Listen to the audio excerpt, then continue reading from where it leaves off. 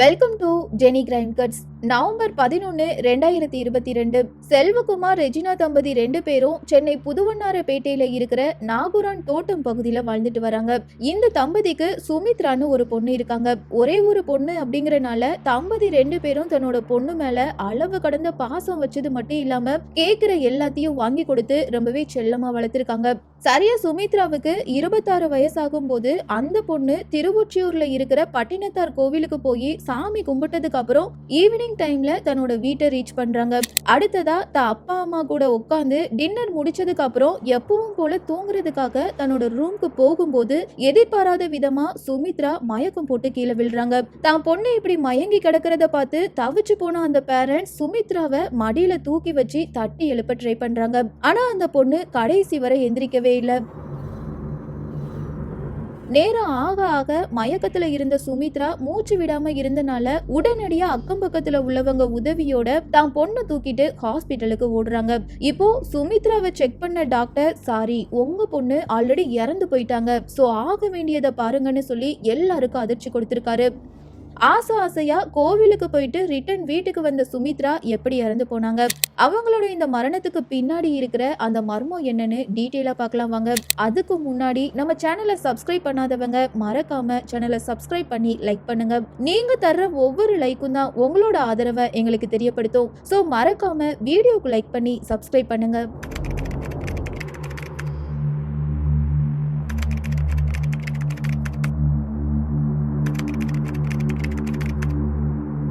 சுமித்ராவோட இந்த மரணம் பத்தி டாக்டர் போலீஸ்க்கு தெரியப்படுத்தினதும் அந்த ஹாஸ்பிட்டலுக்கு போன போலீஸ் இறந்த உடலை அட்டாப்சிக்கு அனுப்பிட்டு சுமித்ராவோட பேரண்ட்ஸ் கிட்ட உங்க பொண்ணுக்கு என்னாச்சுன்னு கேக்குறாங்க. அதுக்கு அந்த பேரண்ட்ஸ், அவளுக்கு என்னாச்சுன்னு எங்களுக்கு எதுவுமே தெரியல சார், நைட்டு நாங்க எல்லாரும் சேர்ந்து தான் டின்னர் சாப்பிட்டோம், சாப்பிட்டு முடிச்சதுக்கு அப்புறம் தூங்க போறேன்னு சொல்லிட்டு போனவ திடீர்னு மயக்கம் போட்டு கீழே விழுந்து இப்போ நிரந்தரமாவே தூங்கிட்டான்னு சொல்லி தலையில அடிச்சு அழுதுருக்காங்க. இப்போ அந்த பேரண்ட்ஸ்க்கு ஆறுதல் சொன்ன போலீஸ், ஒருவேளை உங்க பொண்ணு மாரடைப்பால கூட இறந்து போயிருக்க வாய்ப்பு இருக்குன்னு சொல்லி இயற்கை மரணம்னு கேஸ் ஃபைல் பண்றாங்க. ஒரு சில நாட்களுக்கு அப்புறமா சுமித்ராவோட அட்டாப்சி ரிப்போர்ட் போலீஸ் கைக்கு கிடைச்சிருக்கு. அந்த ரிப்போர்ட்டை படிக்க போலீஸோட உடம்பே புல்லரிச்சு போய் இது எப்படி சாத்தியமாகும், இந்த மாதிரியான ஒரு காரியத்தை யாரு பண்ணிருப்பாங்கன்னு யோசிக்க ஆரம்பிக்கிறாங்க. அப்படி அந்த அட்டாப்சி ரிப்போர்ட்ல என்ன இருந்ததுன்னா, சுமித்ராவோட மரணம் இயற்கையானது கிடையாது, அந்த பொண்ணோட தலையில சில உள்காயங்கள் இருக்கு. சோ சுமித்ராவை யாரோ ஒரு மர்ம நபர் கொலை பண்ணிருக்காங்கன்னு குறிப்பிட்டிருக்காங்க. இத்தனை நாளா இயற்கை மரணமா இருந்த இந்த கேஸ் இப்போ கொலைன்னு தெரிஞ்சதும் மர்டர் கேஸா ஃபைல் பண்ணின போலீஸ் நடந்த விஷயத்த சுமித்ராவோட பேரண்ட்ஸ் கிட்ட தெரியப்படுத்தி இன்வெஸ்டிகேஷனை ஸ்டார்ட் பண்றாங்க. சுமித்ராவோட லைஃப்குள்ள போனா அந்த பொண்ணு கடந்த 8 வருஷத்துக்கு முன்னாடி செல்வம் அப்படிங்கிற நபரை மேரேஜ் பண்ணிருக்காங்க. இந்த தம்பதியோட திருமண சாட்சியா அடுத்தடுத்து 2 அழகான ஆண் குழந்தைங்களை பெத்தெடுக்கிறாங்க. சொல்ல போனா சென்னை புதுவண்ணாரப்பேட்டையில இருக்கிற சுமித்ராவோட பேரண்ட்ஸ் வீட்டுல தான் மருமகனான செல்வமும் வீட்டோட மாப்பிள்ளையா இருந்திருக்காரு. மீன்பிடி தொழில் செய்யற இவரு அடிக்கடி கடலுக்கு போய் மீன் பிடிச்சு அதுல கிடைக்கிற வருமானத்தை வச்சு குடும்பத்தை ரன் பண்ணிட்டு இருந்திருக்காரு. மனைவி, குழந்தைங்க, மாமனார், மாமியார் இப்படின்னு இவங்க எல்லாரும் ஒரே வீட்ல கூட்டு குடும்பமா வாழ்ந்துட்டு வந்த அந்த சமயத்துல தான் சுமித்ரா தன்னோட வீட்ல வச்சே மர்மமான முறையில இறந்து போயிருக்காங்க. அட்டாப்சி ரிப்போர்ட் மூலமா இது கொலைன்னு கன்ஃபார்ம் பண்ணின போலீஸ் சுமித்ராவை அந்த குடும்பத்துல உள்ள யாரோ ஒரு நபர் தான் கொலை பண்ணிருக்கணும்னு நினைச்சு அந்த வீட்ல உள்ள ஒவ்வொருத்தர்கிட்டையும் தனித்தனியா விசாரிச்சிருக்காங்க. இந்த விசாரணையில சுமித்ராவோட அம்மா போலீஸையே மிரள வைக்கிற மாதிரி சில பயங்கரமான உண்மைகளை போலீஸ் கிட்ட கன்ஃபஸ் பண்றாங்க. சுமித்ராவோட குடும்பம் ஆரம்பத்துல திருவொற்றியூர்ல இருக்கிற ஒரு பகுதியில வாழ்ந்துட்டு வந்திருக்காங்க.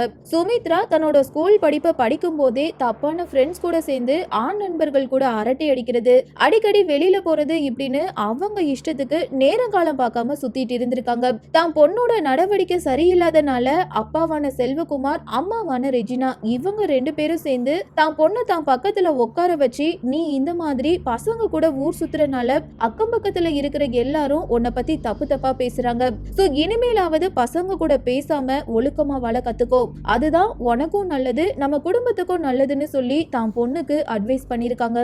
ஆனா டீனேஜ் பருவத்துல இருந்த அந்த பொண்ணு, எனக்கு இந்த மாதிரி வாழ்றதுதான் பிடிச்சிருக்கு, சோ நீங்க என்ன கண்ட்ரோல் பண்ணாதீங்கன்னு திமிரா சொல்லிட்டு மறுபடியும் தன்னோட ஆண் நண்பர்களுக்கு கால் பண்ணி பேசி அவளோட லைஃபை என்ஜாய் பண்ணிருக்கா. குறிப்பா பாய் பெஸ்டி அப்படிங்கிற சாக்குல அடிக்கடி நிறைய பசங்க கூட தப்பான ரிலேஷன்ஷிப்லயும் இருந்திருக்கா.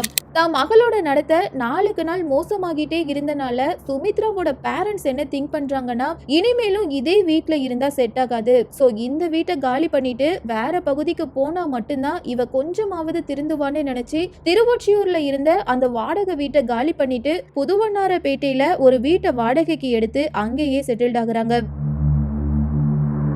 அங்க போனதுக்கு அப்புறம் சுமித்ரா செல்வம் அப்படிங்கிற ஒரு மீனவர் கூட பழகி அந்த நபரை காதலிக்க ஆரம்பிச்சிருக்கா. சுமித்ராவோட கடந்த காலத்தை பத்தி எதுவும் தெரியாத செல்வம் அந்த பொண்ணை உயிருக்கு உயிரா காதலிச்சு அடிக்கடி பல இடத்த சுத்தி பார்த்திருக்காங்க. ஒரு கட்டத்துக்கு அப்புறம் இவங்களோட இந்த காதல் விவகாரம் சுமித்ராவோட பேரண்ட்ஸ்க்கு தெரிய வந்ததும் தான் பொண்ணுக்கு சீக்கிரம் மேரேஜ் பண்ணி வச்சாவது அவ திருந்துவான்னு நினைச்சு 18 வயசான சுமித்ராவை செல்வத்துக்கு மேரேஜ் பண்ணி வச்சிருக்காங்க.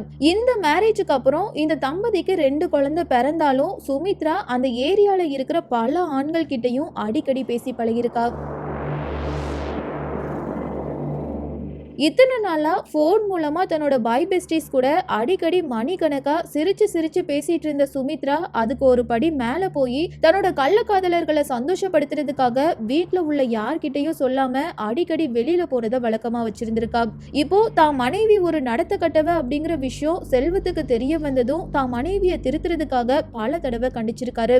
ஆனா உடல் பசி தான் முக்கியம்னு நினைச்ச சுமித்ராவுக்கு யார் சொல்றதும் காதல ஏறல. செல்வமும் தன்னோட 2 குழந்தைங்களுக்காக வேண்டா வெறுப்பா தன்னோட மனைவி கூட வாழ்ந்துட்டு வந்திருக்காரு. இப்படியே சில வருஷங்கள் கடந்து போகுது. சரியா 2022 நவம்பர் 11 காலையில 26 வயசான சுமித்ரா டிப்டாப்பா மேக்கப் போட்டு தன்னோட பாய் பெஸ்டிஸை மீட் பண்றதுக்காக வீட்டை விட்டு வெளியில போயிருக்கா. இப்படி காலையில வீட்டை விட்டு வெளியில போன அந்த பொண்ணு ஈவினிங் 3 மணிக்கு தன்னோட வீட்டை ரீச் பண்ணும்போது அம்மாவான ரெஜினா தான் மகளை தடுத்து நிறுத்தி, இவ்ளோ நேரமா நீ எங்க போயிருந்த? மதிய சாப்பாடு சமைக்கிறதுக்கு வீட்டுக்கு வரணும்னு உனக்கு தெரியாதா? நீ சமைக்காதனால நாங்க யாரும் இப்ப வர சாப்பிடவே இல்லைன்னு சொன்னது மட்டும் இல்லாம இந்த டைம்ல எங்க போய் எவன் கூட ஊர் சுத்திட்டு வந்தேன்னு நறுக்குன்னு 4 கேள்வியை கேட்டிருக்காங்க. அதுக்கு சுமித்ரா, நான் யார் கூடயும் ஊர் சுத்தல, திருவொற்றியூர்ல இருக்கிற பட்டினத்தார் கோவிலுக்கு போய் சாமி கும்பிட்டதும் ஸ்ட்ரெயிட்டா வீட்டுக்கு தான் வரேன்னு பச்சையா போய் சொல்லியிருக்கா. தான் மக சொல்றது பொய்ன்னு தெரிஞ்சுக்கிட்ட அந்த பேரண்ட்ஸ் சுமித்ராவை ஹார்ஷா திட்டி சண்டை போடுறாங்க. இப்படி சண்டை நடந்த அந்த டைம்ல சுமித்ராவோட அப்பா, ஹஸ்பண்ட், குழந்தைங்க இப்படின்னு இவங்க எல்லாரும் அந்த வீட்டுல தான் இருந்திருக்காங்க. கடிகாரத்துல உள்ள முள் நகர நகர அந்த வீட்டுல வாக்குவாதம் அதிகமாகிட்டே இருந்திருக்கு. வீட்டுல நடக்கிற சண்டை தெரு வர கேட்டனால அக்கம் பக்கத்துல இருக்கிற எல்லாரும் சண்டை நடக்கிற அந்த வீட்டுக்கு போய் தாயையும் மகளையும் சமாதானப்படுத்தினதுக்கு அப்புறம் அங்க இருந்து கிளம்பியிருக்காங்க. ஆனா தான் மக மேல உள்ள ஆத்திரம் தீராம அங்கேயும் இங்கேயும் நடமாடிட்டு இருந்த தாயான ரெஜினா தன்னோட ஹஸ்பண்டையும் மருமகனையும் கூப்பிட்டு, தாய்மைக்கு தகுதியே இல்லாத இவ செத்து போனா மட்டும்தான் குழந்தைங்களோட ஃபியூச்சர் நல்லா இருக்கும், நாமளும் யார்கிட்டயும் அவமானப்பட வேண்டிய அவசியம் இருக்காதுன்னு சொல்லியிருக்காங்க. சரியா நைட் ஆனதும் வீட்டுல உள்ள எல்லாரும் டின்னருக்கு அப்புறம் அவரவர் ரூம்க்கு தூங்க போயிருக்காங்க. இந்த டைம்ல பகல் ஃபுல்லா ஊர் சுத்திட்டு வந்த சுமித்ரா சீக்கிரமாவே தன்னோட ரூம்க்கு போய் ஆழ்ந்து தூங்கிட்டு இருந்திருக்கா. இதுதான் சுமித்ராவோட கதையை முடிக்கிறதுக்கு சரியான நேரம்னு நினைச்ச அந்த 3 பேரும் தனியா படுத்திருந்த சுமித்ராவோட ரூம்க்கு போய் அந்த பொண்ணோட பெட்டை சுத்தி வளைச்சிருக்காங்க. இந்த டைம்ல சுமித்ராவோட அப்பா தான் பொண்ணோட 2 கையையும் டைட்டா பிடிச்சிட்டு இருக்கும்போது ஹஸ்பண்டான செல்வம் தான் மனைவியோட 2 காலையும் இறுக்கமா பிடிச்சிருக்காரு. இப்போ தூக்கத்துல இருந்து திடீர்னு எந்திரிச்ச சுமித்ராவோட தலையிலேயே தாயான ரெஜினா ஒரு கனமான பொருளை வச்சு அடிச்சது மட்டும் இல்லாம தான் பொண்ணோட வாயை பொத்திக்கிட்டே கழுத்தை நெரிச்சிருக்காங்க. கையையும் காலையும் அசைக்க கூட முடியாம கடைசி மூச்சுக்காக துடிச்சிட்டு இருந்த சுமித்ராவோட உயிர் கொஞ்ச நேரத்திலேயே அடங்கி இந்த உலகத்தை விட்டு பிரிஞ்சு போயிருக்கு. இந்த கொலைக்கு அப்புறம் எதுவும் தெரியாத மாதிரி தன்னோட மக மயக்கம் போட்டு கீழே விழுந்துட்டான்னு சொல்லி ஒரு நாடகத்தை கிரியேட் பண்ணி அக்கம் பக்கத்துல உள்ள எல்லாரையும் நம்ப வச்சிருக்காங்க. போலீஸும் இவங்க சொன்ன கட்டுக்கதையை நம்பி ஆரம்பத்துல இந்த கேஸை பெருசா கண்டுக்கல. ஆனா சுமித்ராவோட அட்டாப்சி ரிப்போர்ட் தான் இது கொலைன்னு காட்டி கொடுத்தது மட்டும் இல்லாம உண்மையான கில்லரை கண்டுபிடிக்க உதவியா இருந்திருக்கு. இந்த ரிப்போர்ட்டுக்கு அப்புறம் சுமித்ராவை அந்த ஃபேமிலியில உள்ள யாரோ ஒரு நபர் தான் கொலை பண்ணிருப்பாங்கன்னு போலீஸ் நினைச்சிருக்காங்க. ஆனா ஒரு குடும்பமே சேர்ந்து அந்த பொண்ணை கொலை பண்ணின இந்த விஷயம் போலீஸ் அதிகாரிகளுக்கு மிகப்பெரிய ஷாக்கா இருந்ததா இந்த கேஸை சால்வ் பண்ணின காசிமேடு இன்ஸ்பெக்டர் பிரவீன் டேனி மீடியால சொல்லியிருக்காரு. சுமித்ராவோட பேரண்ட்ஸ் சட்டத்தை அவங்க கையில எடுத்து நடத்த கட்ட தன்னோட மகளுக்கு மரண தண்டனை கொடுத்திருக்காங்க. ஆனா அதே சட்டம் சுமித்ராவோட அம்மா, அப்பா, ஹஸ்பண்ட் இவங்க 3 பேருக்கும் கடுமையான தண்டனை கொடுக்கறதுக்காக சிறைக்குள்ள அடைச்சு வச்சிருக்கு. தொடர்ந்து இந்த கேஸோட விசாரணை கோர்ட்ல நடந்துட்டு தான் இருக்குது. 26 வயசுலயே காம இச்சைக்கு அடிமையாகி ஏகப்பட்ட ஆண்கள் கூட பழகி தன்னோட குடும்பத்துக்கு அவமானத்தை வாங்கி கொடுத்த சுமித்ராவை பத்தி என்ன சொல்றதுனே தெரியல. 10 மாசம் சுமந்து பெத்த தன்னோட ஒரே ஒரு மகளை இந்த அளவுக்கு கொடூரமா கொலை பண்ணிருக்காங்க அப்படின்னா அந்த பேரண்ட்ஸோட மனசு எந்த அளவுக்கு பாதிக்கப்பட்டிருக்கோன்னு இதுல இருந்தே தெரிஞ்சிருப்பீங்க. பல பேர்கிட்ட போனா மட்டும்தான் தனக்கு சந்தோஷம் கிடைக்கும்னு நினைச்ச சுமித்ராவுக்கு அந்த பொண்ணோட பேரண்ட்ஸும் ஹஸ்பண்டும் சேர்ந்து மரண தண்டனை கொடுத்ததை பத்தி நீங்க என்ன சொல்ல விரும்புறீங்க அப்படிங்கிற உங்களோட கருத்துக்களை மறக்காம கமெண்ட்ல பதிவு பண்ணுங்க. அப்படியே இதுவரை வீடியோக்கு லைக் பண்ணாதவங்க மறக்காம வீடியோக்கு லைக் பண்ணி சப்ஸ்கிரைப் பண்ணுங்க. இதே மாதிரி இன்னொரு கிரைம் கட்ஸோட வேறொரு வீடியோல உங்களை சந்திக்கிறேன்.